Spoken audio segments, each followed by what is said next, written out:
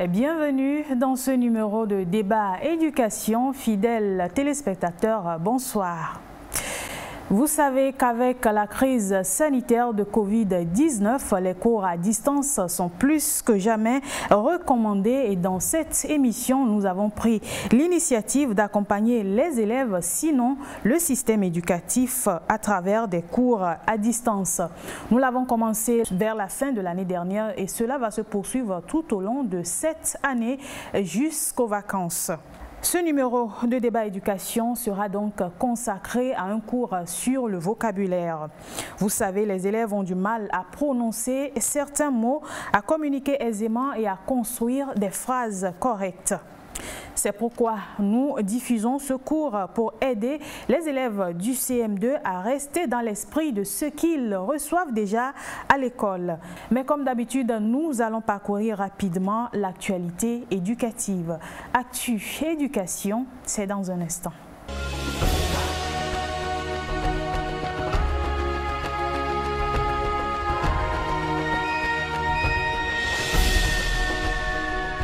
Dans Actu Éducation, retenez d'abord que le ministre Kokoroko des enseignements primaires, secondaires, techniques et de l'artisanat a mis en place une équipe nationale de recherche sur l'éducation pour la qualité de l'éducation. Elle est pilotée par des directeurs de planification. La plus forte moyenne obtenue à l'examen du bac 2 sur toute l'étendue du territoire est obtenue par une fille, une moyenne de 18,42. Plusieurs autres filles comme Akouvi se sont illustrées à cet examen et ont été primées par le ministère de l'Action sociale. Par cette action, le pays encourage les filles à l'excellence et aussi s'engage à parvenir à une véritable équité genre au Togo. Regardez. Elle est la première du Togo au bac 2 avec une moyenne de 18,42. Akouvi Degbevi reçoit des mains du ministre en charge de la promotion de la femme son prix d'excellence, un ordinateur portatif pour maintenir le cap du travail bien fait. Je me sens heureuse et très honorée parce que je ne m'attendais pas d'abord à ça. Et c'est une surprise agréable pour moi. Et ce présent qu'on m'a offert, je vais utiliser ça pour améliorer mon travail et faire des recherches. Ces 60 filles ainsi célébrées ont décroché le bac 2 avec brio à l'examen 2019-2020. Et c'est à juste titre que le gouvernement a mis en place le programme d'excellence académique et du leadership. Une initiative qui reçoit depuis 2017 le soutien du PNUD. Nos ressources humaines constituent notre première ressource. Et pour qu'elles soient à la hauteur des attentes pour promouvoir l'émergence, il faut qu'elles soient de qualité.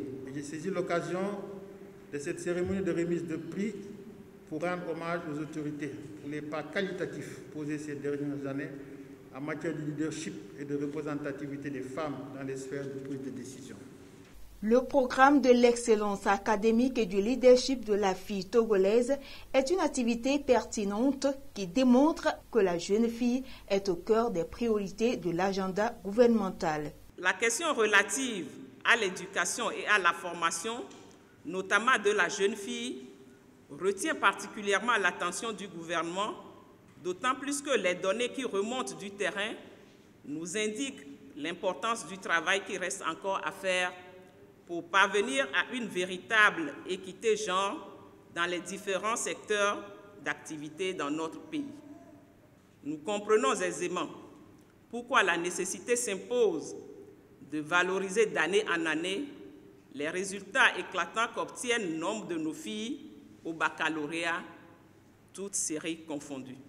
Ce choix de l'excellence, chères lauréates, vous permettra de faire la différence, d'affronter avec détermination les mutations en cours fortement influencées par les effets de la révolution numérique dans un monde caractérisé par une farouche concurrence et l'esprit de compétition. Le programme est à sa 4e édition cette année. Les 3 précédentes éditions ont permis de primer 90 filles au bac 2 à raison de 30 par an, avec un accent particulier sur les séries scientifiques et technologiques. Pour la même période, 169 filles du niveau BEPC ont également été récompensées. Cette façon de récompenser les filles, ajoutée aux différentes initiatives prises en faveur de la gente féminine, augmente le taux de scolarisation des filles à l'école. La plupart ont aujourd'hui de grandes ambitions et sont encouragées par leurs aînés qui occupent déjà des postes à haute responsabilité. Après avoir décroché le bac avec mention honorable, Lorinda est bienvenue, nourrice de fortes ambitions pour des études de médecine. Je vais déjà m'inscrire en première année de médecine, donc mon rêve serait de devenir comme la ministre militaire des sports, voilà. De devenir comme elle, de viser haut comme elle, de faire toujours plus. La médecine, c'est pas facile, mais je me suis déjà engagée, donc il faut que je réussisse quoi qu'il arrive. Je m'inscris en médecine, première année. Oui, la pédiatrie, puisque je m'intéresse beaucoup aux petits-enfants et je voulais leur donner un avenir meilleur, sûr et garanti. Dans ce monde de plus en plus compétitif, l'accès équitable aux opportunités n'est toujours pas aisé pour les filles. Mais avec les efforts du gouvernement appuyés par les partenaires, la situation liée à l'éducation des filles progressivement s'améliore. Le cadre juridique se décante en leur faveur. Elles ont beaucoup plus accès et se maintiennent à l'école, ce qui leur permet d'acquérir des compétences pour se mettre au service de la nation. Les aînés en témoignent. Le travail bien fait, l'abnégation, la détermination, la foi en ce que nous voulons peuvent tous ensemble donc nous conduire jusqu'à atteindre les objectifs que nous nous sommes fixés. Il faut toujours viser la lune, ne pas avoir des ambitions limitées. Il faut viser, il faut rêver grand. Rêver, concrétiser et atteignez vos objectifs. J'ai eu le bac à 16 ans. À 16 ans, moi, j'ai quitté mes parents définitivement pour aller à l'étranger, faire mes études. J'étais un peu entourée. Je vous souhaite aussi de voyager. C'est une très, très bonne chose. Mais n'oubliez pas, la première personne avec laquelle vous passez toute votre vie, c'est vous-même. Restez constante dans le désir de faire mieux, d'être meilleur par rapport à vous-même d'abord. Construisez-vous, apprenez à vous connaître. Connaissez vos qualités, cultivez-les, entretenez-les. Connaissez vos défauts et faites-y face. Quand on est premier, on ne revient pas pour devenir deuxième. Il serait déplorable que demain, on ne vous y retrouve plus. Le Togo attend de vous. Venez contribuer à son développement. Dès que vous êtes identifié, on vous suit. On attend que, étant la relève de demain, vous venez apporter votre pierre à la construction de ce pays. En dépit des avancées constatées en matière de promotion des jeunes filles, des difficultés demeurent. Elles concernent la persistance des pesanteurs socio-culturelles, les grossesses et mariages précoces, la timidité des filles elles-mêmes. Autant de défis qui nécessitent davantage d'engagement de la part des différents acteurs. Certains élèves arrivent souvent en retard à l'école, en sueur et très fatigués, tout simplement parce que l'établissement est loin d'eux et ils ont parcouru de longues distances à pied pour y arriver. L'association Mivo Azon et son partenaire Togo Kids Hope sont allés mettre fin à ce calvaire des élèves dans le Haro et dans l'Ogou. Plusieurs élèves ont donc bénéficié des vélos grâce au projet Amélioration des conditions d'études des élèves. Le reportage. Arriver à l'école à l'heure et rejoindre leur domicile à temps après les cours, ce n'est plus un souci pour ces élèves. Grâce à l'association Mivo Azon, ils disposent désormais de vélos comme moyen de déplacement, de quoi minimiser la distance qu'ils parcourent au quotidien et les rendre plus performants dans leurs études. Nous sommes contents parce que nous avons trouvé un moyen de déplacement qui peut nous raccourcir la distance. Je suis fière de cette bicyclette parce que le soir, je peux vite rentrer à la maison, faire mes devoirs de maison, apprendre mes leçons. Avant, Quand il revenait de l'école, il est fatigué. Et même pour apprendre ses leçons, il commence par dormir. Mais ça va le forcer à apprendre ses leçons et à mieux réussir. Parce que cette tracasserie qu'il faisait en marchant seront soulagés maintenant. La plupart trottinaient même pour venir pour cause de retard. Certains même s'abstenaient de venir à l'école pour ne s'être pas levés tôt. Donc avec ce don, ce geste, je crois que maintenant le nombre de retards va diminuer. Tous y viendront à l'heure à l'école et il y aura vraiment une incidence positive sur les études. C'est un don aux allures de contrat entre ces élèves et le donateur. Il a été possible grâce à l'appui de Togo Kids Hope, une ONG basée aux États-Unis d'Amérique. J'ai vécu en Afrique, à Lomé, et je vois comment les enfants marchent des distances pour venir à l'école. Et puis ça m'a vraiment touché. Je me suis dit qu'avec ces vélos, ils peuvent arriver à l'école un peu tôt et moins fatigués. Nous voulons la réussite et puis l'excellence. Donc ces vélos peuvent aider les enfants à mieux travailler. Les vélos mis à la disposition des élèves est un don qui va servir durant tout leur cursus scolaire. Si les élèves sont en 6e, jusqu'à ce qu'ils finissent tout leur cursus scolaire, les vélos seront à leur disposition. Chaque année, avec Togo Kids Hope, on organise des séances de réparation afin que les vélos puissent être en bon état pour que les élèves puissent le réutiliser chaque année. Démarré il y a 2 ans, le projet Amélioration des conditions d'études des élèves a touché déjà 150 élèves des régions maritimes et des plateaux. Les initiateurs entendent toucher toutes les régions du pays à l'avenir. L'un des phénomènes écœurants que l'on essaye aujourd'hui d'éradiquer chez la jeunesse, c'est l'addiction à l'alcool et à la drogue. Certains élèves se permettent même de le faire en milieu scolaire et contaminent ainsi leur mauvais comportement à leurs camarades. L'association togolaise pour la promotion des œuvres sociales se lance dans le combat à travers des sensibilisations pour les jeunes dans les établissements scolaires. Voyons cela dans ce reportage. Pour mettre fin au phénomène d'addiction à la drogue et à l'alcool, l'association togolaise pour la promotion des œuvres sociales met l'accent sur la prévention et la sensibilisation. Les écoles et autres lieux fréquentés par les jeunes dans la préfecture de Kloto seront touchés par ce programme. Occasion pour l'association de mettre en avant les conséquences de la drogue et de l'alcool sur le développement humain. C'est un programme qui a 2 volets.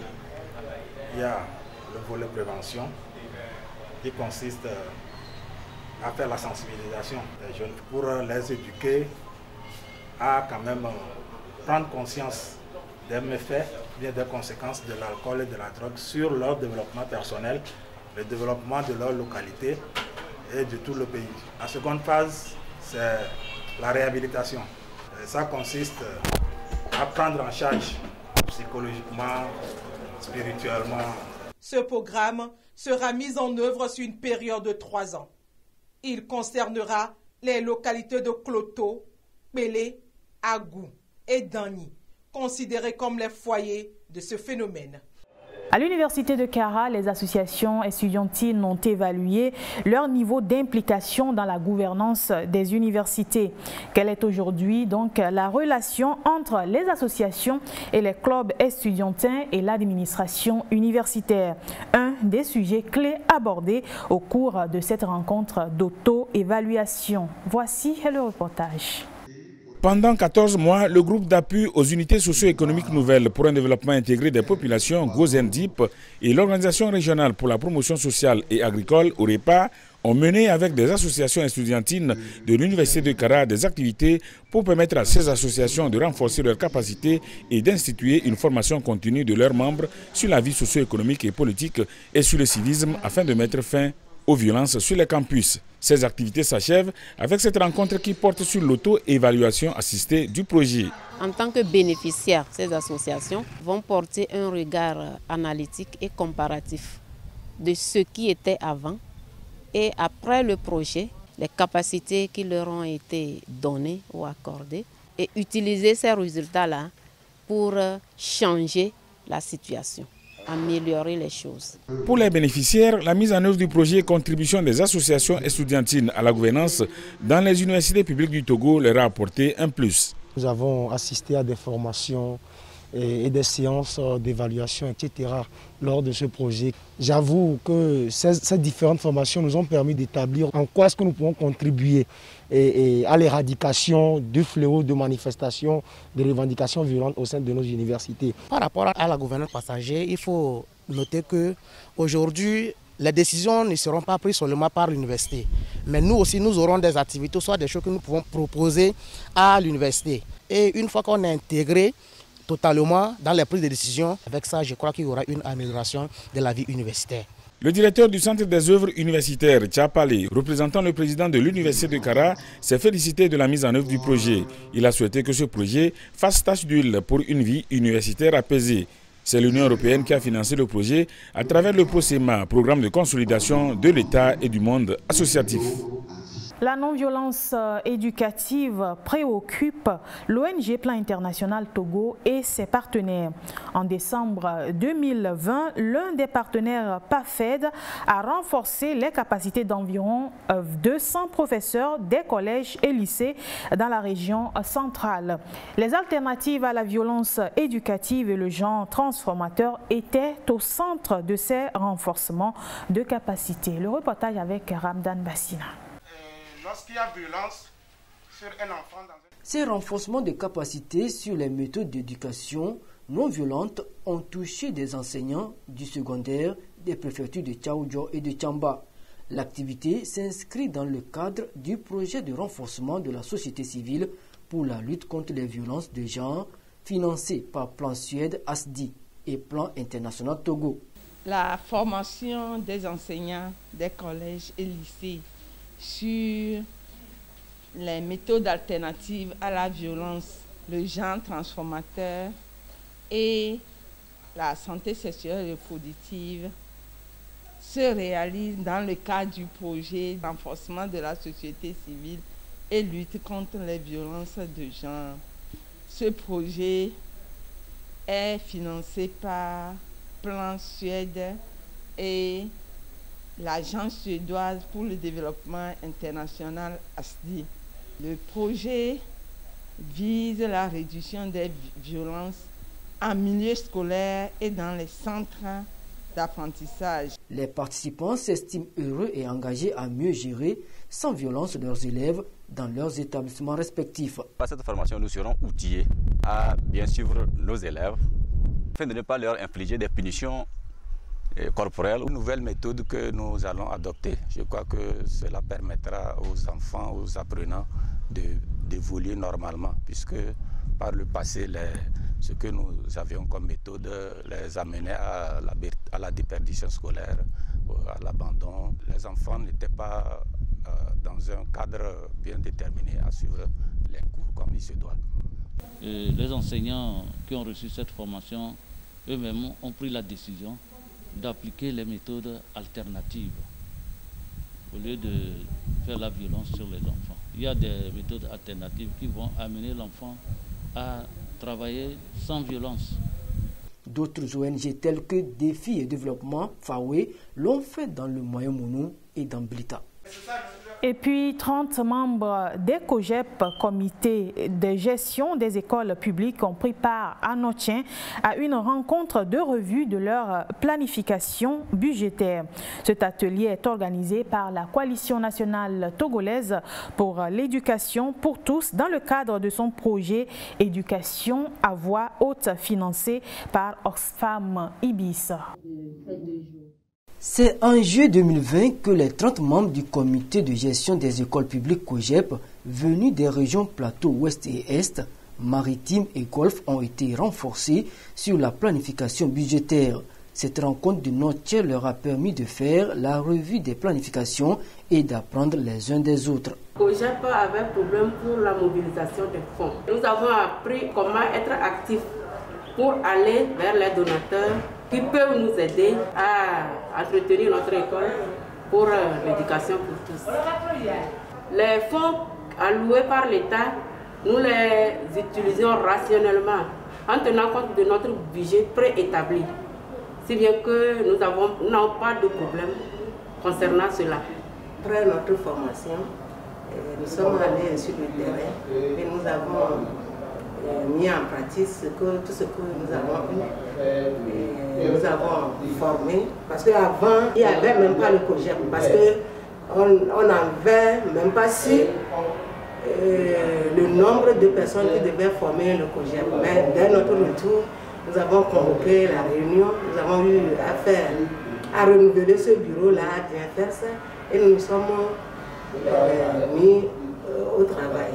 L'organisation responsable de cette rencontre, la Coalition nationale pour l'éducation pour tous, se réjouit que le financement de Oxfam a servi à relever le niveau des 6 COGEP formés. La coalition s'est engagée depuis juillet 2020 à accompagner les COGEP, les comités de gestion des écoles primaires publiques du Togo, dans un processus de gouvernance et de planification participative. En quoi cela concerne concrètement? Il s'agit, dans un premier temps, de renforcer leurs capacités sur les outils de planification et de gouvernance participative et en deuxième lieu, d'aller sur le terrain, s'exercer dans la planification budgétaire avec eux. Et aujourd'hui, nous sommes là pour faire le bilan de la mise en œuvre de nos planifications budgétaires. Et notre constat, c'est que nous avons été très surpris agréablement que ces communautaires qui constituent les comités de gestion des ressources des écoles publiques du Togo ont fait de grandes avancées. Ils ont utilisé les outils qui ont été mis à leur disposition, ils les ont renseignés convenablement et la grande surprise c'est qu'ils ont réussi à mobiliser aussi les ressources conformément à leur planification, à leur plan de développement de l'école et à leur budget opérationnel pour pouvoir mettre en œuvre des actions pour développer leurs écoles. Vivement que ces renforcements permettent au COGEP de bien gérer les subventions mises à leur disposition. Nous allons marquer une petite pause et revenir dans quelques instants pour quelques informations dans Agenda Éducation.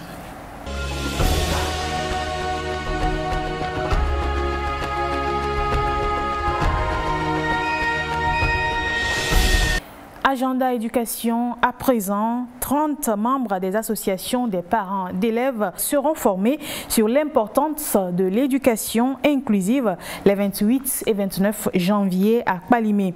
L'initiative est portée par la Coalition nationale togolaise pour l'éducation pour tous grâce à son projet Éducation à voix haute financé par Oxfam Ibis. Il faut aussi noter qu'il y aura des séances de redevabilité par la COGEP, Comité de gestion des ressources des écoles publiques, dans 6 écoles qui ont reçu l'appui de la Coalition nationale togolaise pour l'éducation pour tous. La coalition avait renforcé leurs capacités sur la planification budgétaire. Les 6 COGEP sont issus des régions Plateau Maritime, Lomé et Golfe. Toujours dans Agenda Éducation, le secrétariat technique permanent du plan sectoriel de l'éducation est à pied d'œuvre pour la préparation de la requête à soumettre à la Banque mondiale pour solliciter le financement au profit du secteur de l'éducation pour les 5 prochaines années. Également, la direction de l'INSEE de l'Université de Lomé se prépare pour la rentrée académique 2020-2021. Il est aussi prévu une rencontre le 30 janvier dénommée le rendez-vous de l'orientation. Il y aura 2 panels à ce rendez-vous, l'un pour évaluer le choix de son orientation et définir les perspectives de sa formation et l'autre sera consacré à la découverte des métiers de l'économie bleue. Avant de lancer ce cours sur le vocabulaire, nous allons marquer une petite pause avec cette bande dessinée réalisée par la Coalition nationale togolaise pour l'éducation pour tous pour sensibiliser les élèves sur le respect des mesures barrières. Je suis un élève handicapé ou non. Il me faut une bonne santé pour jouir parfaitement de mon droit d'aller à l'école. Le coronavirus peut aussi me l'empêcher. Afin de me protéger et protéger mes camarades contre le coronavirus, j'exécute les gestes simples suivants qui sauvent la vie. Je couvre ma bouche et mon nez avec un cache-nez. Je porte mon cache-nez partout en classe, dans la cour, dans les couloirs, dans la rue, en groupe. Je lave mon cache-nez chaque jour. Si mon cache-nez est à usage unique, je le jette immédiatement à la poubelle après usage. Je n'utilise jamais le cache-nez de mon camarade ou d'une autre personne. Je tousse dans le creux de mon bras ou dans un papier mouchoir. Je jette immédiatement le papier mouchoir après usage à la poubelle. Je lave régulièrement mes mains avec de l'eau et du savon ou je les nettoie régulièrement avec le gel hydroalcoolique. Je nettoie régulièrement tous les objets que je touche, principalement mes aides techniques telles que le tricycle, les lunettes et les cannes. Je garde toujours une distance d'1 mètre au moins entre les autres et moi, même pour dire bonjour. J'évite tout contact étroit, non protégé avec mes camarades et les autres personnes, surtout s'ils souffrent de la fièvre et ou de la toux. Je consulte vite un médecin en cas de fièvre, de toux et de difficultés respiratoires où j'appelle le 111. Pour éviter le coronavirus, mes camarades, faites comme moi. Et vous, papa, maman, enseignants et adultes, ne cessez jamais de nous rappeler ces gestes simples. Alors, chers élèves, c'est l'heure de se concentrer. J'espère que vous avez vos cahiers et vos pics à portée de main pour noter beaucoup de choses sur le cours qui vous sera dispensé tout à l'heure. On se retrouve juste après le cours. Bonjour, chers élèves, partout au Togo. Je réponds au nom de Soji Aheba Arefa Sidonie, enseignante à l'EPP-CB. Je vais faire avec toi des activités qui te permettront de bien réussir les exercices de « Je manipule la phrase 1 » que nous appelions grammaire en étude de test et en dictée. J'espère que tu as pris une bonne place devant ta télévision ou ton poste radio pour me suivre et bien travailler avec moi. Je t'invite alors à prendre ton cahier, ton bic, ton ardoise, ta craie et ton chiffon. Tu as 1 minute pour assembler le matériel. Si tu es prêt, on va commencer. Bien, suis. On lit ensemble. Au début de cette année, une terrible maladie qui n'épargne ni grands ni enfants envahit tous les pays du monde entier. Il s'agit de la maladie à coronavirus. J'espère que tu m'as suivi. Le travail à faire est celui-ci. Tu vas réécrire de 2 autres manières la première phrase du test. En 2, tu vas décomposer la première phrase en 2 phrases de base. Et en 3, tu vas donner la structure de la 2e phrase. J'espère que tu as bien suivi la lecture. Je vais la reprendre une première fois et on va commencer par travailler. Au début de cette année, une terrible maladie qui n'épargne ni grands ni enfants envahit tous les pays du monde entier. Il s'agit de la maladie à coronavirus. Peux-tu me relire la première question?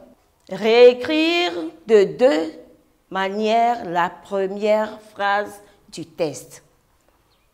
Qu'est-ce qu'on te demande de faire? Dis-moi ce qu'on te demande de faire. On te demande de réécrire la première phrase tout en gardant le sens de cette phrase avec les mêmes mots. C'est bon? Bien. Tu prends ton ardoise et tu me réécris. D'abord, qui peut me lire la première phrase du test? Lis-moi la première phrase du test. La première phrase du test est « Au début de cette année, une terrible maladie qui n'épargne ni grands ni enfants envahit tous les pays du monde entier. » Voilà la première phrase du test. Maintenant, réécris-la sur ton ardoise. Tu as 1 minute. Allez, travaille. Je reprends. Une terrible maladie qui n'épargne ni grands ni enfants envahit tous les pays du monde entier au début de cette année. Je vais écrire la phrase au tableau. Une terrible maladie envahit tous les pays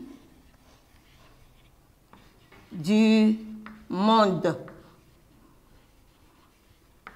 entier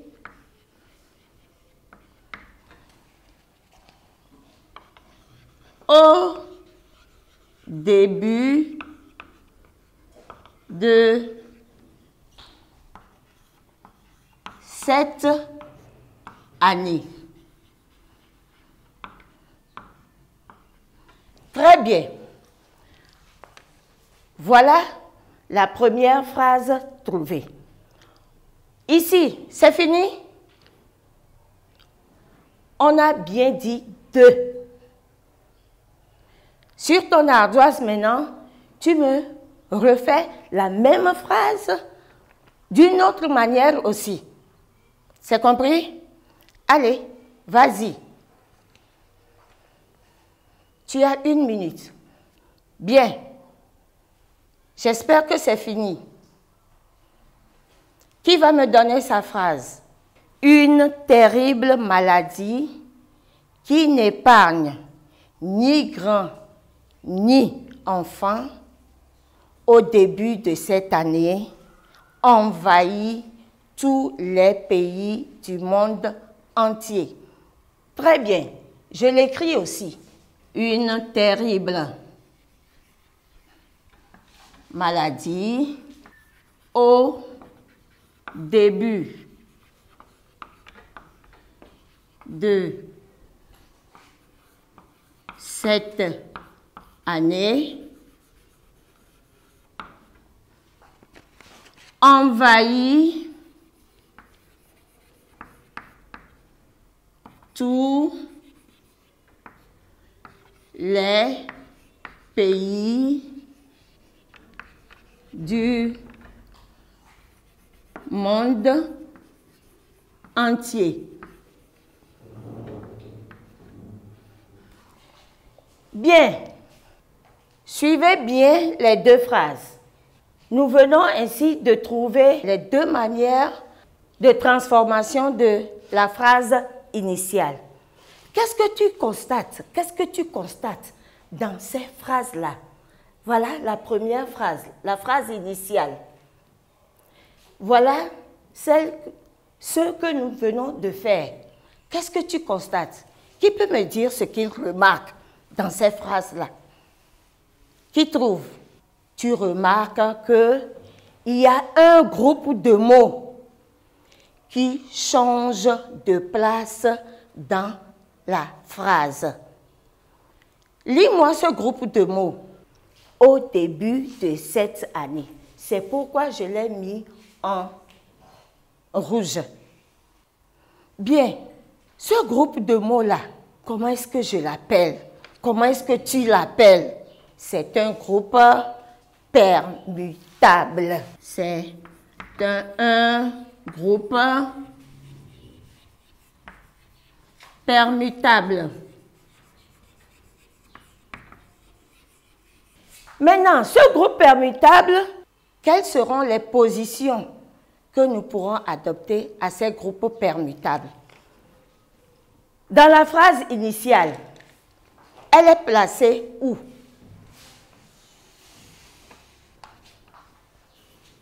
Dans les autres phrases, ici, elle est placée où? Ici, elle est placée où? Regarde et dis-moi où se place le groupe permutable dans ces phrases. Il est placé ici en début de phrase. Dans la deuxième phrase, il est placé à la fin de la phrase. Et en troisième position, il est placé à l'intérieur de la phrase. Maintenant, le groupe permutable peut se placer en début de phrase, à l'intérieur de la phrase et à la fin de la phrase. Nous venons de terminer notre première question. Lis-moi la deuxième question.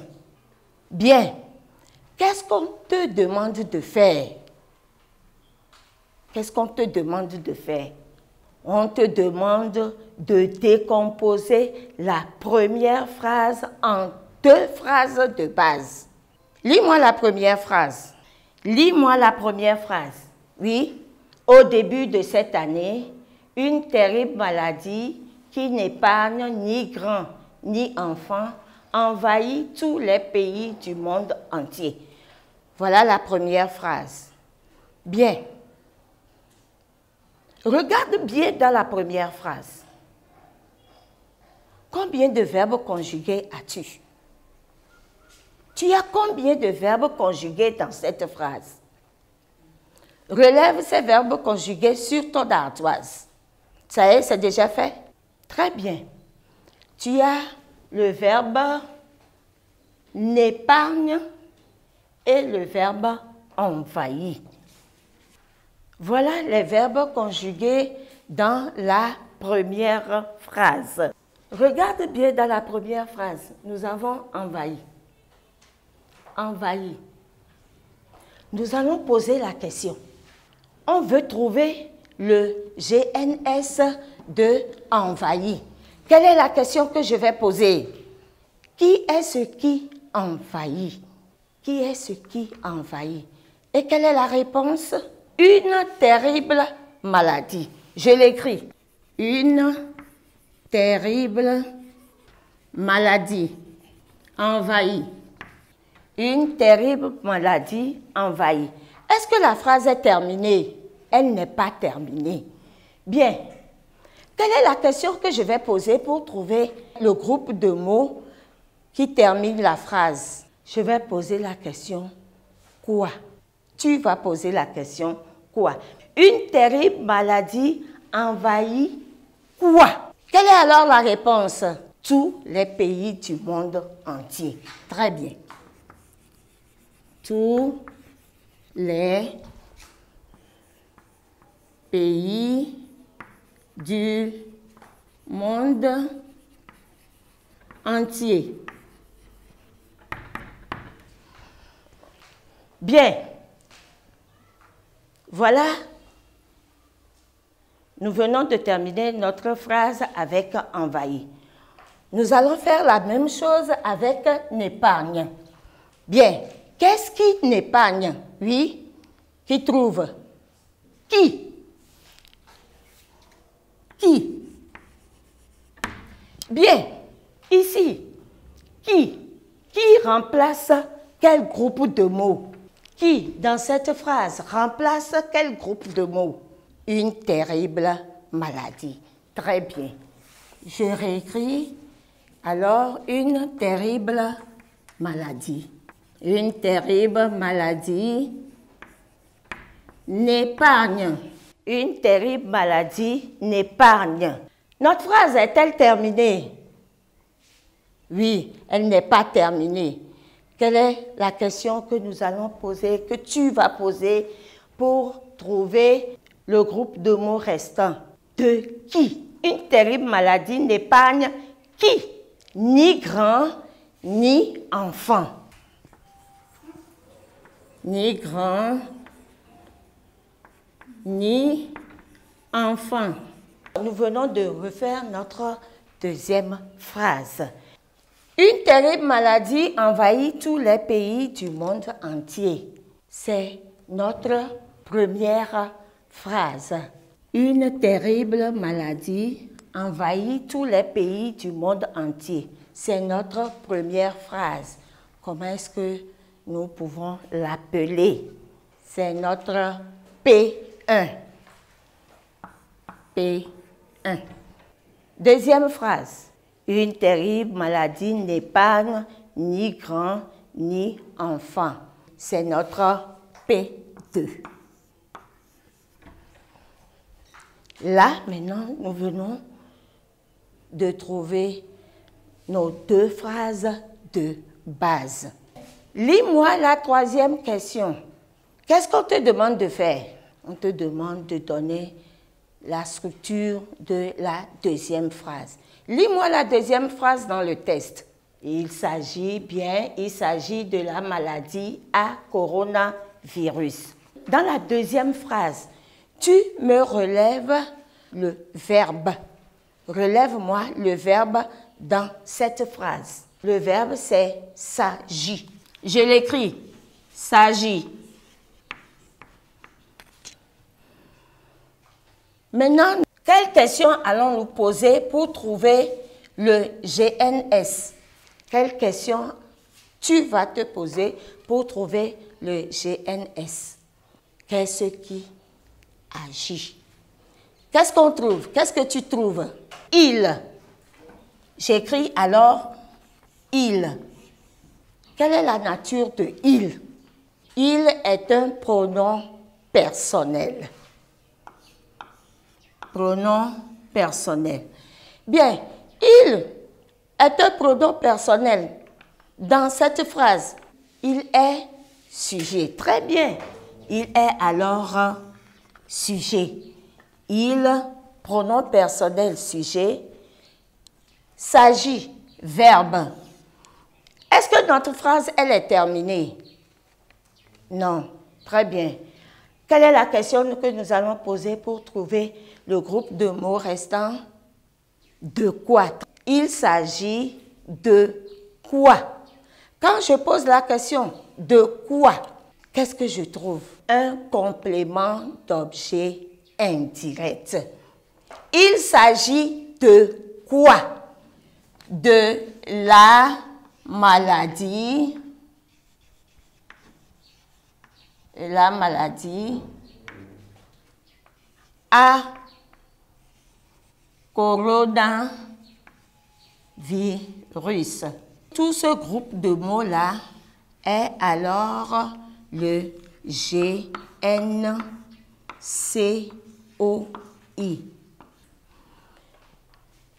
La structure de notre phrase fait alors quoi?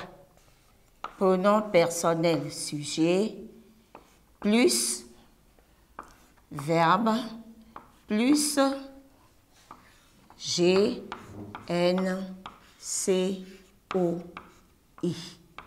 La question est-elle terminée? Oui. Bien, chers élèves, nous venons ainsi de terminer notre « Je manipule les phrases 1 ». On nous a demandé de faire la structure de la phrase. Nous l'avons faite et nous l'avons réécrite de deux autres manières en mettant le groupe permutable au début, à l'intérieur et à la fin de la phrase.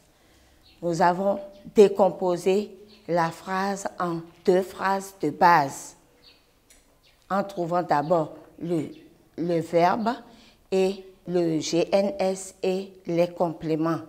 Et ensuite, nous avons fait la structure de la deuxième phrase en trouvant le pronom personnel sujet, le verbe et le GN, complément d'objet indirect. Merci, chers élèves, de m'avoir suivi. À la prochaine. Bonjour, chers élèves de CM2 de partout au Togo. Je réponds au nom de Assi Manyemio, enseignante à l'EPE à Goy-Nivé. Je vais faire avec toi des activités qui te permettront d'utiliser les mots nouveaux en dictée ou en étude de test. J'espère que tu as choisi où tu dois t'asseoir devant ta télévision pour bien me suivre et travailler à l'aise avec moi.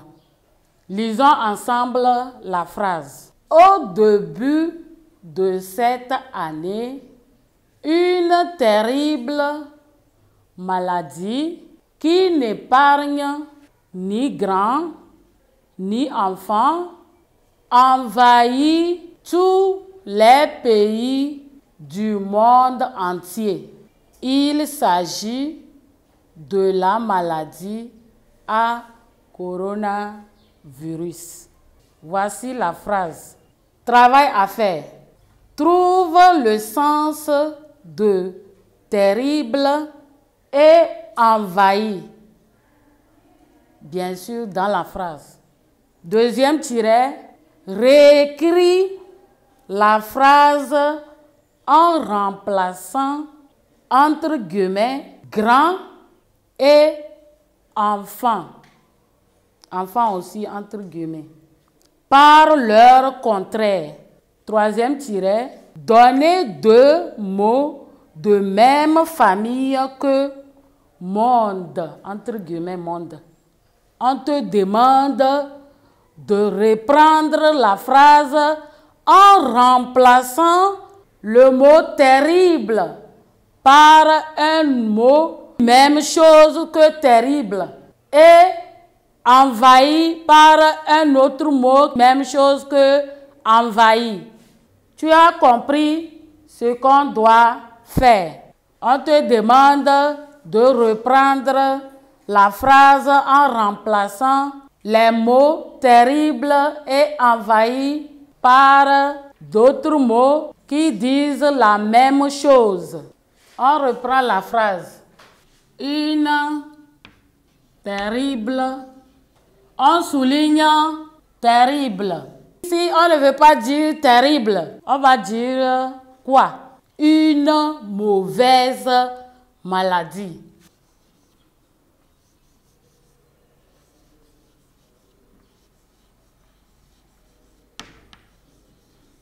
Une mauvaise maladie.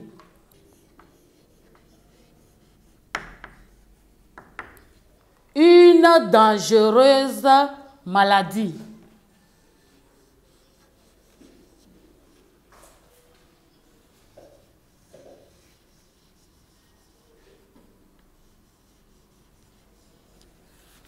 Une dangereuse maladie.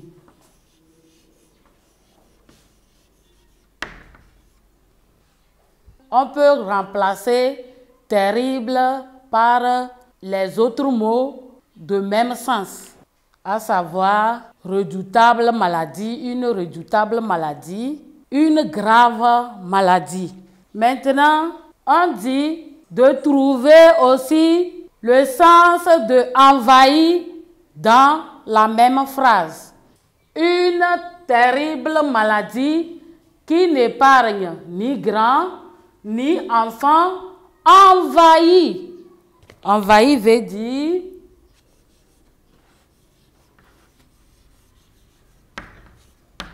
attaque.